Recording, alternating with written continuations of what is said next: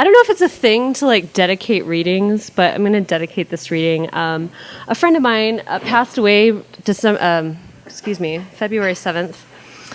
His name was Chris. He was a part of a writing community I've been lucky enough to be a part of the last 7 years or so. And he was a good man, a great writer, and he had one hell of a sense of humor. So this is for Chris.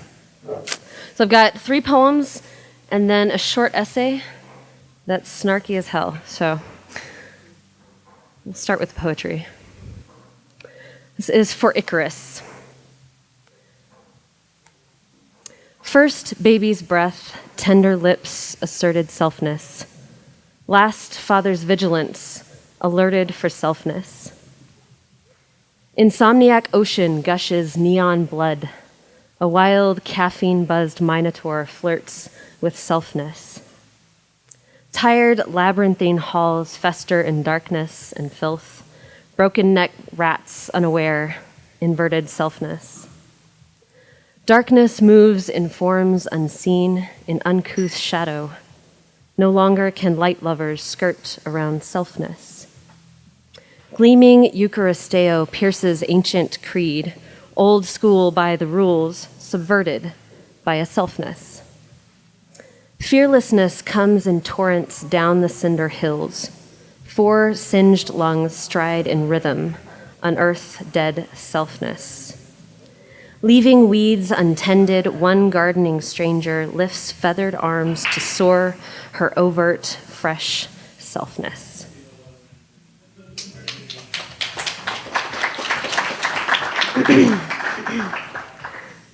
So this is for feathers. Okay. Ebony crows dumpster dive on Humphreys. Parasite feathers dignify litanies of human waste, acolyte feathers. Heartbreak drips from a father's tear-stained cheek onto searing sand. He falls to his knees and gathers his son's forgotten feathers. We wake to a world renewed by winter precipitation, evening flurries, silent chaos, icy midnight feathers. What if the contrariety is false, our Father, our Father?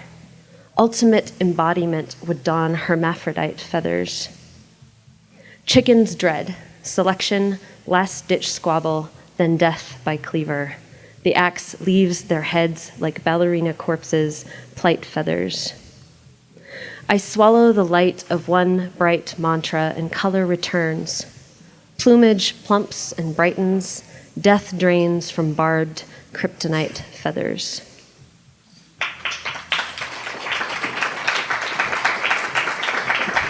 It's really good for my ego, thank you.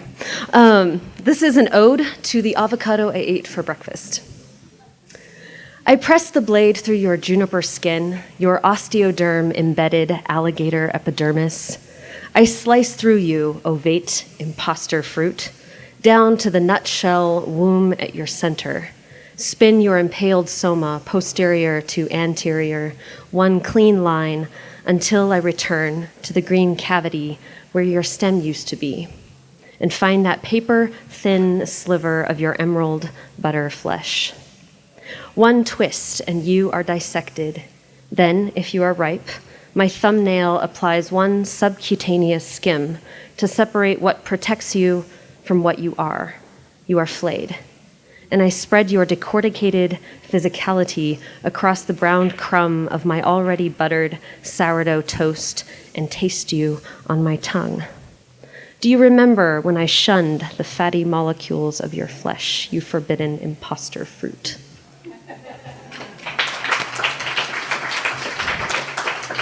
Okay, so this is a short essay. Like I said, snarky as hell. It just was published recently on Queen Mob's Tea House. It originally came with footnotes. If you want to see the footnotes, you'll have to check Queen Mob's, because otherwise I'd have to adopt 3 separate voices, and I'm not that schizophrenic tonight. So this is called Tea is for Trite, Notes from a Masochist Tea Drinker. Tired from a long day's work, I turn to my kitchen cupboard. There, I know, I will find comfort. Boxes and boxes of tea. From Celestial Seasonings Bengal Spice to premium-grade Japanese sencha sent by direct mail from a company located in Kyoto. So many that I am forced to pull boxes out in order to find the one that I'm looking for, Yogi's Relaxed Mind. It's a perfect blend of sage, lavender, nettle, blackberry leaf, and a bunch of leafy, flowery things that uplift the subconscious, support cognition, balance your mood, and nurture creativity. I fill the electric kettle with water and start it warming. Once the water boils, I turn off the kettle, never pour boiling water over a tea bag. I slip one turquoise pouch out of the tea box, and set it on the counter while I pour the barely cooled water into the cup. Then I tear the top of the pouch and remove the tea bag. The aroma alone is therapeutic, soothing, restorative, and wholesome. Like my old summertime walks through the lavender field at the Benedictine monastery. I breathe it in. The day that has passed lifts from my shoulders, and the muscles in my back soften. I drop the tea bag into the water and drape the string over the cup's rim. Then it happens. My eyes just go there. Masochist that I am, I can't keep myself from seeing it, that fucking label, with its supposedly profound words of wisdom. As a person who drinks a lot of tea and spends a greater than average amount of time staring out of my apartment window, pondering the meaning of life and teetering on the edge of various existential crises, I've come to loathe, deeply and with a disproportionate level of frustration and contempt, the nauseatingly noxious existence of yogi tea bag labels. The tea itself is fine. This particular brand comprises at least 2/3 of the collection of tea boxes overflowing from my kitchen cupboard. It's the labels that cause offense. The smarmy, self-helpy, sycophantic slogans are almost too much to bear. As I take the first few sips of tea, I invariably find myself spiraling into a mental and emotional state quite different from the one that the box promises. I stare out the window or sit at my desk, pondering a snarky response to whoever the hell at Yogi is responsible for writing these things. Tea bag number 1. Say it straight, simple, and with a smile. Try that when you're breaking up with a guy whose name is probably Norm, who you're not sure you were ever dating in the first place. He got your number from a friend and spent 2 full days texting you about his deal breakers. Do you go to church? Do you speak in tongues? What do you believe is a woman's place in the home?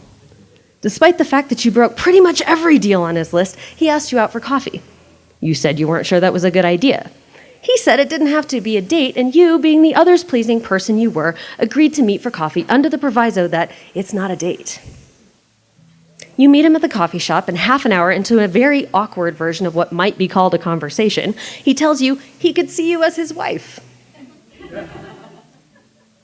You look him right in the eyes, you smile, and you say with confidence, "That's not going to happen."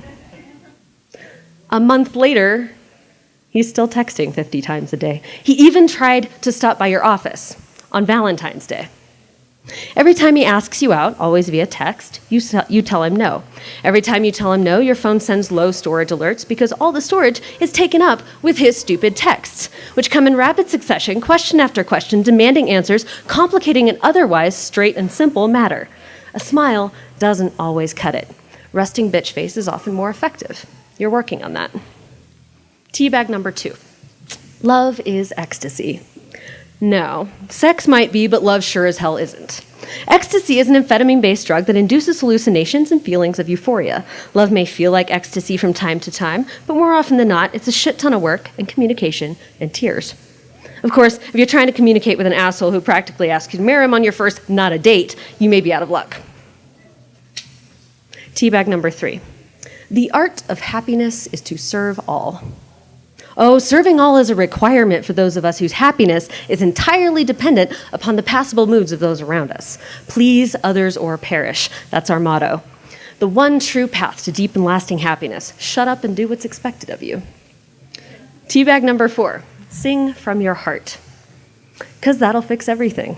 Especially when you're the worship leader at your parents' church and you've been the worship leader for 12 years and you had some serious questions over the last decade about the religious beliefs and practices of the church. Questions that you couldn't voice. Questions that surfaced, interestingly enough, at times when you stood in front of the congregation and sang from your heart.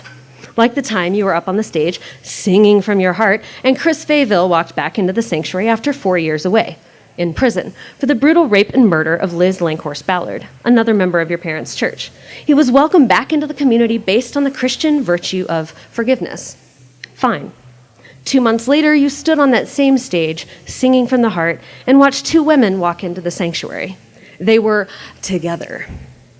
Later, they were asked to either leave the church or repent of their sinful ways, based on the Christian virtues of judgment and exclusion.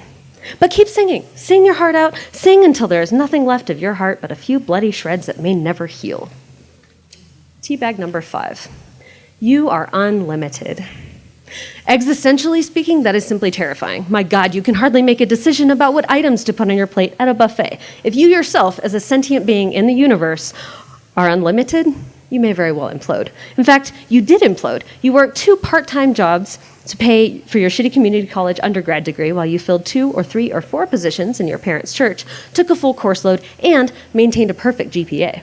Meanwhile, you fought to satisfy the impossible, unspoken, possibly imaginary expectations of your parents and withstood endless criticism by the old ladies in the church for whom you could never dress, act, or believe properly enough. You were unlimited. So you stopped eating and you shrank away to almost nothing. Teabag number 6. Self-reliance is the greatest art. Said every socially crippled, isolated, but successful human being ever. Finally, teabag number 7. An attitude of gratitude brings opportunities. Well, fuck. So that's what you've been doing wrong. It had nothing to do with your shitty community college education and poor life choices, invariably made to accommodate the needs and wishes of others. You just haven't been grateful enough. Stop whining about teabag labels and get your shit together.